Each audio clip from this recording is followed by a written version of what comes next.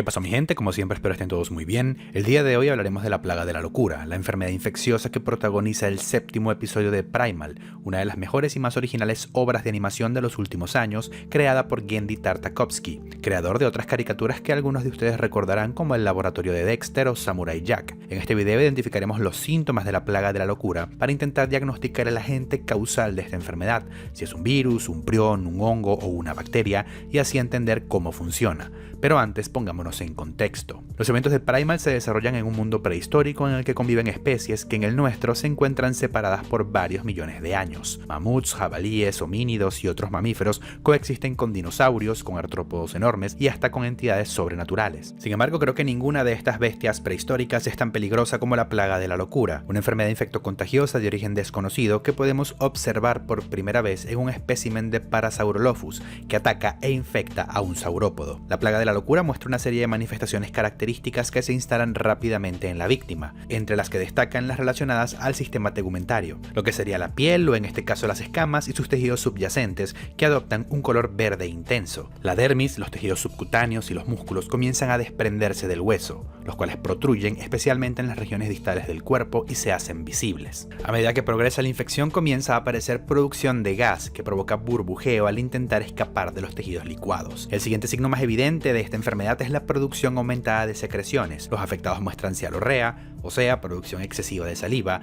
epífora o producción excesiva de lágrimas, así como rinorrea, producción excesiva de secreciones nasales. Estas secreciones adoptan un color verduzco que probablemente se le haga familiar a todas las personas que han sufrido alguna vez en su vida de una infección respiratoria. Vamos, prácticamente todo el mundo. Este color se debe a la presencia de una enzima denominada mieloperoxidasa, la cual porta en su composición un pigmento, el grupo hemo presente también en la hemoglobina de la sangre y que en este caso es responsable del color verde. La mieloperoxidasa es una enzima bastante particular que no es común en todas las células y que también nos da una pista de cuál podría ser el agente causal. El siguiente síntoma en aparecer es la polidipsia, o sea, sed excesiva probablemente provocada por la pérdida de fluidos, no solo por la cialorrea, la rinorrea y la epífora, sino también por la hematemesis, los vómitos sanguinolentos abundantes y de un rojo intenso que sugieren una hemorragia aguda de las porciones altas del intestino. Sin embargo, creo que el síntoma más aterrador de todos es la violencia incontrolable que provoca esta patología.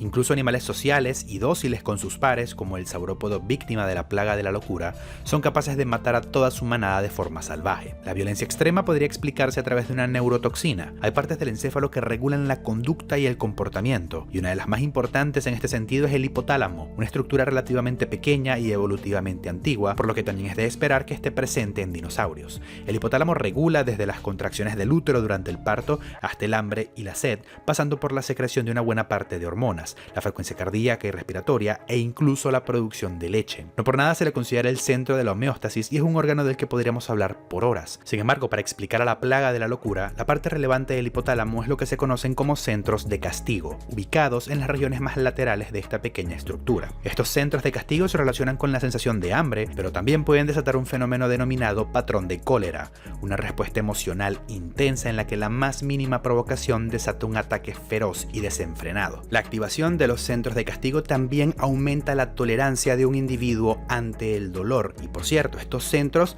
son activados en parte por los endocannabinoides, que como su nombre indica son sustancias análogas a las que se pueden conseguir en el cannabis. Y es por esta razón que esta planta se utiliza tanto para tratar el dolor crónico en determinados pacientes como para inducir apetito. Por otra parte, los centros de castigo también se podrían utilizar para explicar la violencia y el comportamiento presentes en los zombies y otras criaturas similares de muchísimas obras de ficción, así como la compulsión de estos seres por alimentarse. Normalmente se explica el comportamiento de los zombies o los infectados a través de una infección del tejido cerebral. Yo mismo lo he hecho en el pasado, pero en mi defensa me estaba guardando esta explicación para otro video. El hecho es que una infección tendría síntomas muy inespecíficos y además provocaría edema cerebral que es altamente incapacitante. Una neurotoxina, por otra parte, puede ser extremadamente específica y provocar una respuesta como el patrón de cólera del que hablábamos anteriormente.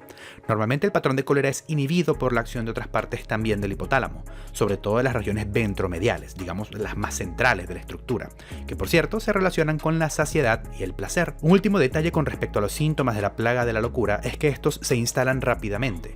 Poco después de haber sido mordido, el saurópodo infectado comienza a jadear y adopta una postura cabizbaja. Dicho esto, podemos descartar a los priones como agente causal. Es cierto que la plaga de la locura recuerda en cierta medida la enfermedad de desgaste crónico que podemos ver en los ciervos, una patología producida por priones, también conocida como la enfermedad del ciervo zombie.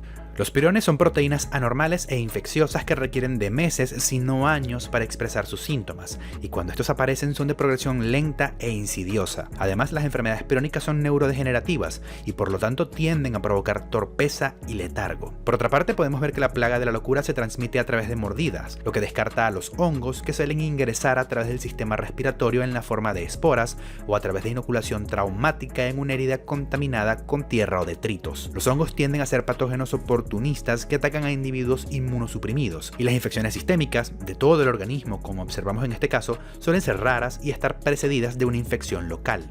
Esto nos deja con virus y bacterias, y aquí es donde entra la mieloperoxidasa, la enzima de la que les hablé anteriormente y que le da un tono verde a las secreciones producidas durante una infección. Esta enzima se puede conseguir en grandes cantidades en los neutrófilos, un tipo de célula del sistema inmune especializada en atacar bacterias. Por otra parte, el burbujeo y la licuefacción de los tejidos también podrían explicarse por la infección bacteriana. Las infecciones virales no provocan la producción de gas en los tejidos. Esto es algo característicamente bacteriano o de los hongos, de las levaduras, que ya descartamos anteriormente. Entre las bacterias patógenas productoras de gas sobresale el Clostridium perfringens, la bacteria responsable de una de las infecciones más horribles y fulminantes que se conocen, la gangrena gaseosa o mionecrosis clostridial. Mi teoría en cuanto al agente que causa la plaga de la locura es que se trata de un espécimen muy virulento del género de los clostridios, en vista de que este género de bacterias aglutina todas las capacidades necesarias para poder provocar esta enfermedad.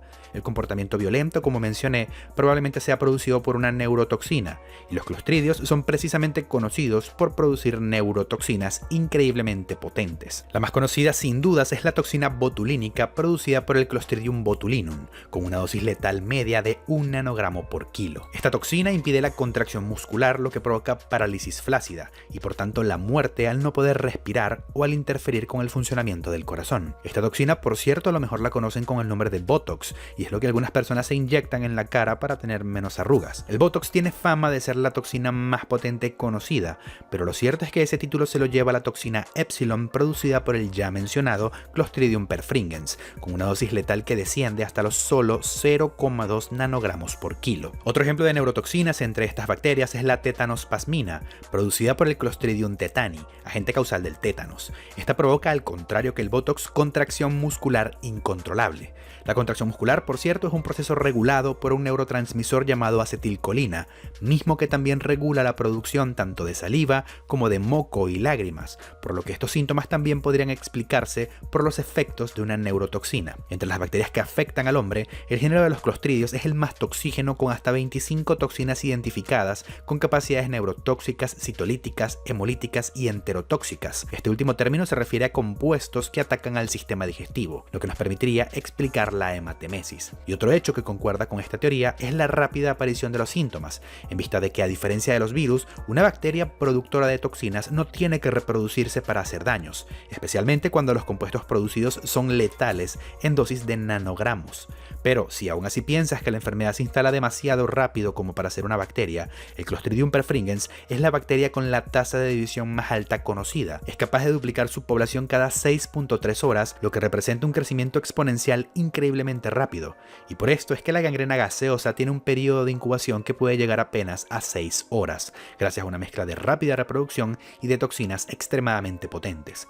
Esta enfermedad, por cierto, también provoca licuefacción del tejido, obviamente la formación de gas y también de ampollas, aunque por el bien de todos nosotros prefiero no poner fotos. Ahora, lo más difícil de explicar serían lo que yo considero licencias artísticas, el color verde que adoptan las escamas y la distorsión de la pupila, pero si estiramos un poco la realidad, podríamos tener en cuenta que las bacterias en general son bien conocidas por producir pigmentos, y muchas de ellas de hecho reciben su nombre en función del color que adoptan sus colonias. Tenemos por ejemplo el caso del Staphylococcus aureus, o sea, estafilococo dorado, o el Chromobacterium violaceum, que se explica solo, o la Xanthomonas oryzae de Santos, que significa amarillo. Así, con un poco de suspensión de la incredulidad, podríamos justificar el color verde que adoptan los infectados con un pigmento bacteriano, y la forma de la pupila por la acumulación de este pigmento junto con una hemorragia en la cámara anterior del ojo. En fin, espero que les haya gustado la teoría del clostridiosaurio. Hay otras que también podrían colar, como una infección por amebas u otros parásitos eucariontes, o quizás un virus inmunosupresor que provoque infecciones oportunistas, pero los virus están demasiado trillados. En cualquier caso, el punto de este video no es dar una respuesta definitiva, sino entretener y, de ser posible, enseñar algo nuevo.